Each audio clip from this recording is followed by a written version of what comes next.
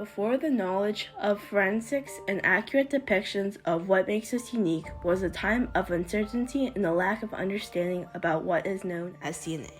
What changed this point in history was the discovery of the double helix, credited to James Watson and Francis Crick, but the woman behind it is not often mentioned. The work Rosalind Franklin did is a crucial part of this discovery. Not only did her work impact this finding, but it also impacted the knowledge we have on the science world and women in science. The story of Franklin must be told. This is the story of the frontier of women in science.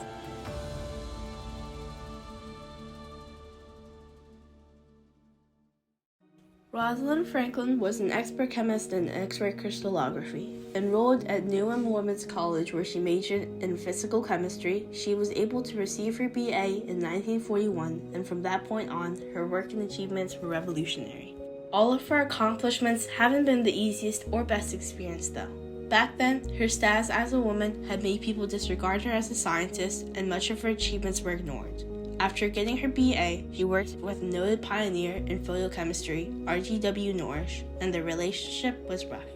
Norrish wouldn't admit error when Franklin pointed them out, even becoming most offensive according to Franklin. Norrish himself admitted in an interview done a few years later after working with her that he didn't approve of her interest in raising the status of her sex to equality with men. During the time of the Second World War, Franklin worked for 4 years with the Bee Cure. Because of her work there, she was able to write a doctoral thesis leading to her PhD from Cambridge in 1945, along with 5 scientific papers. She began looking for a job in England in 1949 after working in France for some time, and this is when her work in the study of DNA finally became one. In 1950, Franklin was given the opportunity to work in John T. Randall's biophysics unit at King's College London by winning a 3-year Turner and Newall Fellowship.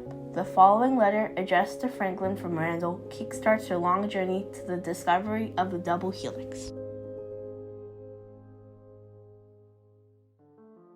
Dear Dr. Franklin, after very careful consideration with the senior people concerned, it now seems to be a good deal important for you to investigate the certain biological fibers in which we are interested. I hope you understand that I am not in this way suggesting that we should give up all thought of work on solutions, but we do feel that work on fibers will be immediately more profitable and perhaps fundamental. It now seems so near to the time when you will actually be working here that it is perhaps hardly necessary for you to make the special journey. Yours sincerely, J.T. Randall, December 4th, 1950.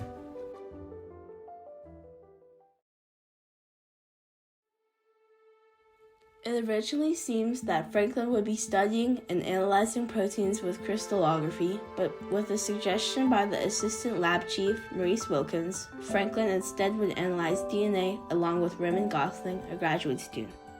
DNA was a molecule that was only recently found to be the molecule containing important genetic information, but the way it looked was still a mystery.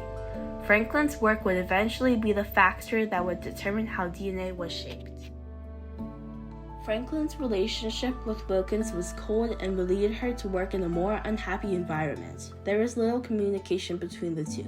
As more work was done by Franklin, she discovered 2 ways DNA could be studied, wet and dry. It wasn't until 2 years later that they were discovered to have the same properties, as the photos Franklin took of them produced very different images.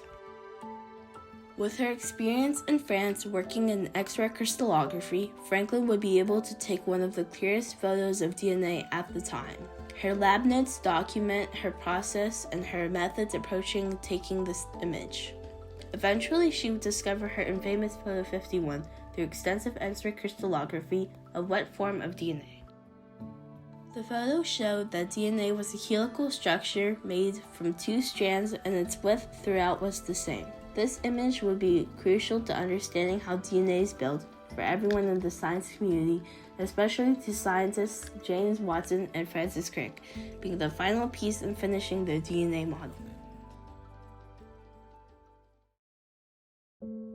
While pursuing her dreams of being a chemist, Franklin faced many challenges. One of the main obstacles she encountered was being one of the only females at her workplace. Women were often forced into the more submissive role as to follow men. Franklin was not this type of woman. She rose above the gender norms and followed what her heart was telling her she should do. During the war, there was a lot of pressure for Franklin to return home and spend time with her family.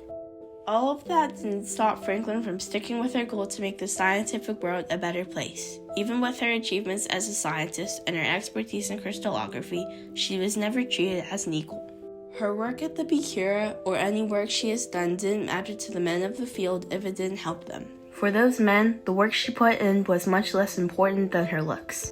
These men were James Watson, Francis Crick, and Maurice Wilkins. To them, she was a woman with a very strong personality that needed to be kicked out or put in her place. She was even depicted as a bad-tempered, arrogant blue-stocking who jealously guarded her data from colleagues even though she was not competent to interpret it, in Watson's book, The Double Helix. Most of the time, Watson only mentions her looks in his book, even admitting that instead of focusing on her lecture, he was thinking about what she would look like with no glasses and did something more novel with her hair. He also disrespectfully called Franklin Rosie in his book, a nickname she would never use, treating her as a subordinate and not as someone who worked alongside them. Not only did these men treat Franklin unequally, but they also crossed one of the only lines she drew. Franklin was not a fan of people using her work without consulting her first, which is certainly a reasonable expectation, but Wilkins, Watson, and Crick couldn't even do that.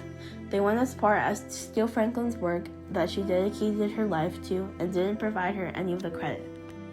Subsequently, many barely saw her as a scientist. In The Double Helix, Watson even states that the reason why she needed to be there was for Wilkins to stay in the dominant position he was in currently.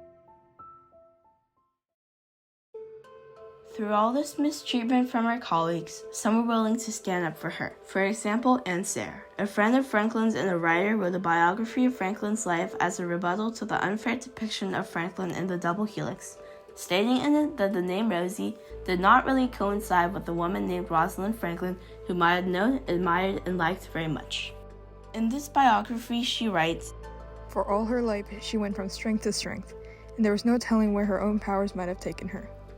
Raymond Gosling, the graduate student Franklin worked with, also saw her in a positive light. In an interview, he states, "I had a very exciting time working with her, and this is a point of contention between me and Jim, because Jim only saw her on one or two occasions, and I think formed an entirely different opinion of her than I did, because she was a very positive personality. She was an experimentalist, so she didn't dress up.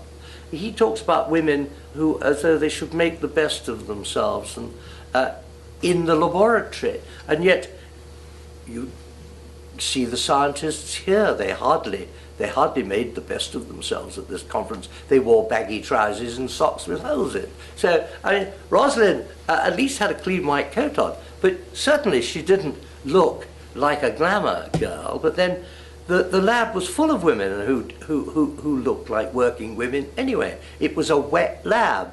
Franklin was even considered to receive an award from the New York Academy of Science from Philip Sikovits, an American biologist, to Eric Klug, a British biophysicist.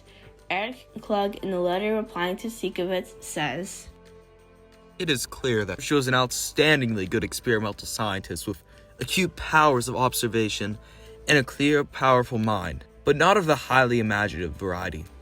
I think she was of the first rank and, doubtless had she lived, would have accumulated many honors. Despite the obstacles she had to overcome, her work has constantly changed people's views and knowledge of science. The work she put in on Photo 51 and DNA has given us one of the most important discoveries in history, and her work in general gave us the foundation of many scientific advancements. From modern molecular biology to forensic and fingerprinting to knowing how DNA and RNA work, her achievements in science are what built the basis of the scientific world we live in. Rosalind Franklin's impact on the science world has changed it all. Some saw her as the scientist that she is, but many saw her as less than equal. Through hardships and even misogyny, she still worked hard and crushed the frontier with her discovery, not just for science, but for women as well.